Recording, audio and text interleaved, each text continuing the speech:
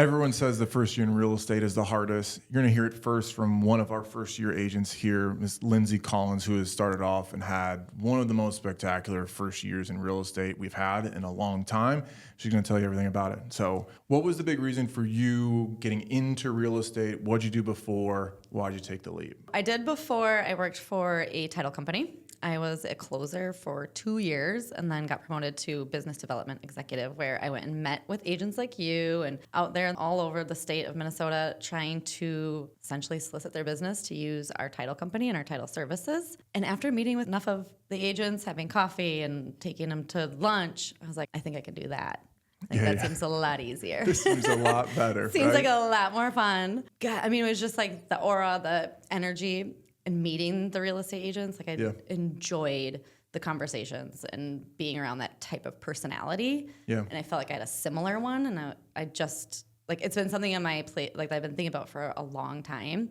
Just didn't have the confidence or the faith in myself to right. So you take that leap, you're entitled beforehand, right? It's a salaried position, you're guaranteed. Obviously, one of the biggest and scariest thing is we don't get paid unless something closes. We don't get health insurance. We don't get 401k benefits. matching. We don't get 401k. We get nothing. It's literally feast or famine, right? I mean, how scary was, I guess, that first leap into getting into it? A 10. 10, right? That was the biggest holdback. I have 3 kids, one close to college. They're all in high school. They're in sports. And the 401k thing, like being in my 40s, like, is this so stupid to try something now? Like, what if this doesn't work? Yeah. What is my fallback plan? And that was essentially the scariest part. And I just had to like try. I had to bet on myself and try. I think so far you've made a really good bet. I mean, after, right, 22 sales, 8 million closed already. I mean, it's absolutely outstanding. That's a really highly successful. I think for people maybe that don't know, it's like the average transaction amount for a realtor is like at 5 or 6 overall. And I think for full-time realtors, it's like 10, and being able to do 22 in your first year, right? Where first year, that when you start out, it's the slowest it'll ever be. It's the scariest it'll ever be. There's so much information for you to learn. So I guess go into, hey, when you first onboarded with the team, right, and you joined us, what was that first couple of weeks or couple of months like? Super intimidating and very almost lonely in essence. Like everybody had something popping off and like the sharing of oncoming listings or buyer needs or whatever. And I'm just like, I clearly know nobody that ever wants to buy or sell a house. Yeah. I thought I had a personal sphere. I don't, I guess. And sitting there just like searching the MLS and like praying your phone rang. Yes. Yeah, I didn't. I think that's one of the commonest misconceptions of when anybody trying to get into real estate, they go, hey, I'll just get my real estate license and people start to call me. Yeah. No one ever calls you. No. It like literally doesn't happen. You'd think, right, where I had thought that, right? I played in the NFL. People knew who I was. I became an agent in my own hometown. You think people would call me. Mm-hmm. No one did. Yeah. No one's ever called me because, hey, I knew you used to play professional football. I want you to sell my house. It's never happened. Literally, it's never happened. You think it'd be effective or helpful in some way. It's not, right? And I think that that's the biggest thing is you start from zero. You start from scratch. Nobody knows if you're any good at it. It's hard for your sphere to trust that you know what you're doing, right? And not see it as a sales pitch right away where you're like, I'm going to make no money if I don't call you. Yep. And now putting like that guilt feeling on you to help me. Yeah. Like, that was not what I was into. Yeah. So that was the worst. And I think also, I think what we try to do, I guess, when it comes to new agents on the team, but just one, to understand that, but 2, to go, what are the effective things that you can be doing if you're not showing a bunch of houses? So I think like finding one, also us helping you build that pipeline. So you had people to be able to call. You had people that actually somewhat wanted you to be their agent, right? Yeah. And I think starting to kind of build that and knowing that it takes time and it takes a little bit of trust and it takes a lot of effort, I think. What do you think was hardest about those first months, other than, the lack of business kind of thing that maybe you didn't realize getting into it? The hardest thing was kind of just like balancing time and trying to prioritize what had the most potential of working and what was maybe a waste of time or even money. Like, it's scary to try to think, okay, this person's doing this. I want to try that. I want to try. Like, there's so many options. Yes. There's so many styles. When you get on social media, there's tons of people telling you, you got to do this. You got to do that. You got to buy this. And it was just like trying to prioritize really what was going to work and simplify it Yes. so that I wasn't like financially over invested in something that wasn't going to When give you any have return. no money to be able to sell with anyways, right? Yeah. No, I think that's one of the biggest things when somebody starts out. It's like you have so many different paths you can go down. Yeah. There's so many different ways you can do real estate, but like which way is actually effective? Which way you're good at? Which one do you actually double down in? Because that's the thing. It's like you start and pick 15 things, you do 14 of them, right? And you don't do any of them good, and you just assume that they all don't work. Right. Right. So, all right. So that was a little bit on, you starting out, what it looked like. What was it that was helpful for you? I guess now, what does your week look like now that it's busy? Oh, sure. Yeah. Now that it's busy, I have myself a lot more like routine scheduled. It's still, I would say, I'm still at the helm of my buyers or sellers. Like I'm still going to prioritize their schedules and try to make sure that I can be as accommodating to their needs, but I'm still able to do all the things that I need to get done or want to spend time doing. But I like to come into the office in the mornings. That's when I do all of my cleanup, whatever happened over the weekend that needs to get entered and fixed. And I usually have an appointment in the afternoon to go show a house or maybe go to my seller, a listing that I have and check on it, that kind of thing. I don't know. How did you, I guess, starting from scratch with no business, nothing to call, how did you get from that point to where you're at now? Yeah. What did you do? Where'd your pipeline come from? I was very lucky, I think, in the grand scheme of things. I did have friends that were looking to buy immediately, and they wanted something, out in Woodbury. They're kind of specific, but couldn't nail down. So we looked at everything out in Woodbury, and that was great. It was just kind of like baptism by fire. Get out there, open these doors, figure out how to talk to other agents on the other side, and, get the stories of maybe how long the house is going to sit or what their urgency is and that kind of thing. What were the things that helped build your pipeline? Okay. So I took on anything. Yes, you did. Yes, you did. I took on anything. I reached out because I have a really good network of other agents outside of this amazing team. But I have been working on the title side, so I've gotten to know tons of agents. I just called all of them. You got a listing I can do an open house for? You got anything that I can do to help and learn from you? I'm in. And then essentially on your guys' side was the same thing. Can I come with you to watch you? Can I shadow you? Can I hear your conversations? Can I listen to phone call recordings? And then any phone call, I just answered it right away. And anybody that came in, I called right away. I just jumped 100% in because the only thing I had to lose was everything. Yes. So yes. Might as well call. Any lead that came in through the team, any Zillow phone call that came in, any expired lead, anything like that, it's like if there's a glimmer of hope, Lindsay would be the first one to just take it, go out, let me see what this happens. I don't care if it's in a trailer park. I don't care if it's $1 million property. I don't care if it's, somebody that says they're not going to sell. I'm going to see if I can help this person, right? Yeah. And I think that was huge in your first year to go, what do you guys do? How do you do it? Can you teach me more about how you take this entire process? What things should I be focusing on? What things shouldn't I be focusing on? How many leads can I take, right? Mm-hmm. How do I convert these? And how do I convert these at a high level? And I think your progression of one, taking every opportunity, regardless of how minuscule and how terrible it looked, you would try and see where it would take you, right? And I think that was one of the most important things, but also having those opportunities, to be able to get people in the pipeline for us to have leads, to be able to come to you, right? To be able to teach you how to be able to do the open houses. I think obviously is what helped build your pipeline, but I think that ability to just take on and buy in to go, I'm going to figure out how to do this as good as I possibly can, as quickly as possible. Yeah. And then now you're reaping the rewards of it where you're really busy. That comes with its problems too, right? Yeah, sure. For anybody that thinks that a real estate agent gets to choose their schedule, we do not. No. Our clients choose our schedule. Yeah. And we have to fit in our life around it, is essentially what happens, right? Yeah. If you call at 8 o'clock at night, on a Friday night because you need something or the problem's happening, we answer it. You have to answer. And we figure out how to do it. You want to see a property on a Sunday, during my kid's soccer game, we're going to find a way to make sure you get in that house. Mm-hmm. Every single time. Every time. Now, specifically when it comes to joining the team, what systems did you think were beneficial? You didn't realize were out there. What do you think that we did better, I think, maybe than another team you had met with, or what did you like about it? I met with a few teams, and like I said, I've known so many other agents.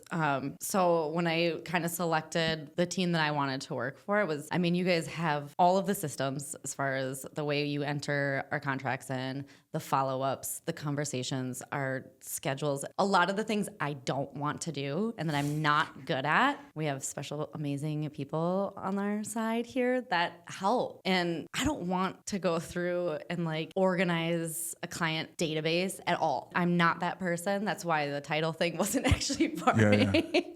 I don't want to go and look through contracts super, super deeply until I'm writing one. Then I'm thorough. But it's so nice having the background help. That's the hugest. And then having you and Josh bouncing ideas constantly. Like I've called you many times.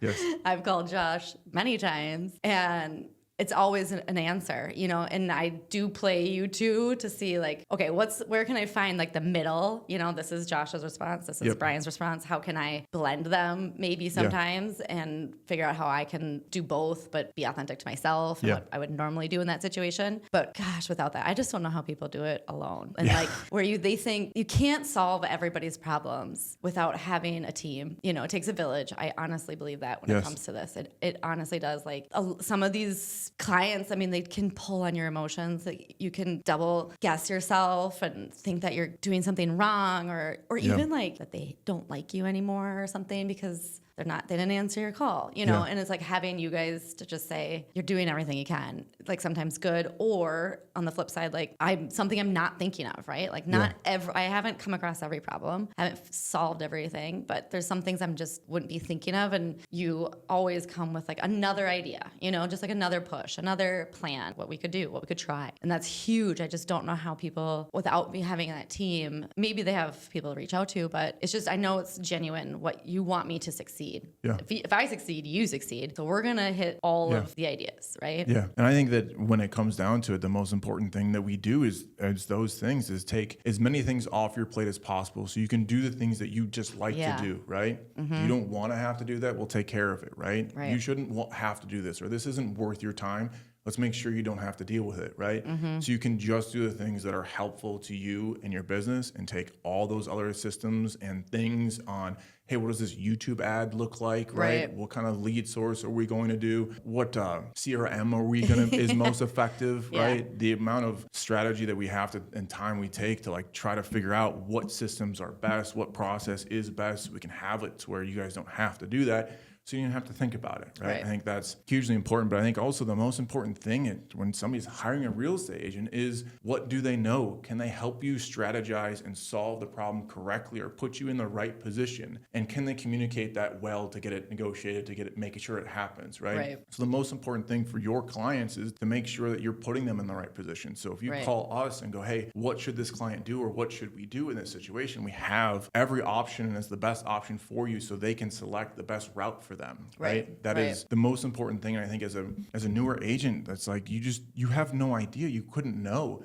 Some of the problems you've ran into, it's like how are they going to figure that out? You could never know. You couldn't. There's so many different problems or avenues or options. There's so many things in real estate. It's nearly impossible, even for me and Josh, you know, doing this as long as we have. There's still problems that we run into that we don't know how to solve the problem. And we work on it as a team. You know, we may ask you, hey, we have this problem. What do you think, right? We talk about it because you're right. It takes a village and it takes a really good team. And I think when it comes down to it too, I mean, that includes the lender, that includes the inspector, that includes the contract, that includes the guy who's cleaning the carpet, installing the signs. All those people work together to create a good experience for that client, right? So I think that's really, really important. What would be your advice, I think, for new agents getting into the business? How should they do it? Should they take the leap and do it? You know, is that something? Or also, if they are starting out from scratch, what do you think they should do? Or what do you think maybe you would have done differently? I love my job. I absolutely, absolutely love it. So anybody that ever asks me, how is it? Do you like it? I love it. I do think it requires like a special personality. Yeah, I think so too. Yes. So I think if you don't mind driving, you don't mind meeting strangers at their house, you know, or like getting a lead and showing up and not knowing if they're going to be there or not, but just trusting that the process, like what's going to happen, will happen. You know, like every house I go to, am I going to sell that house? No. But it's somebody I get to meet. I love meeting people. That's probably one of my favorite parts about the job, about the career, is just everybody's got a unique story. Everybody's got an interesting thing to share. And I love that part. And I love seeing the houses. But if that's something that you're interested in, getting to know people, getting to help be a problem solver and a part of their future building, like absolutely do it and bet on yourself and try. That is, I mean, I think that's the number one theme right there is like, hey, bet on yourself. And Bet on this yourself. is literally what it is, where it goes, but if you have the personality for it and it fits, like take the leap, right? Do all the things that somebody asks you to do. All the ideas that somebody has, do them and do them long enough and at enough volume until you can find out if it works or not. Right. Because that's the recipe for disaster for new agents that go, I tried this thing and it doesn't work, right? Or I'm trying all these things and none of them are working, right? Yeah. You have to get really, really good at something. And you continue to do that for as long as you can until you start seeing the results and find out as much as you can about the strategy, about how do you actually help the client. That is the most important thing you do as a real estate agent. As a new agent, how do you find all those ways of like, this is how I can help this client. This is what's important to them. This is how we do this. I think that doing those things and doing it long enough and trying hard enough at it, right? A lot of people can be successful at this, but it's not easy and not everybody becomes good at it. It's not for everybody, but once you kind of get that feeling of like, I could be good at this, it changes everything. Like going to an open house, right? Like that's like one of the most controversial things that we do, right? Do you do an open house? Do you not do an open house? And I was like, I'm doing all these open houses. One, taught me how to talk to people. Yes. Taught me about houses, right? Like do the research before you go in there. What are the common questions that people are going to ask the agent sitting there? And then like realizing, do I make any money when I do the open house? No, but I'm learning so much. And then I'm meeting people and I've gotten a couple people to buy a house, with me, use my services just by meeting me at that open house. Yeah. It's like when it clicks like that, it's so rewarding. Yes. And it's just like, it just fills you with like just joy.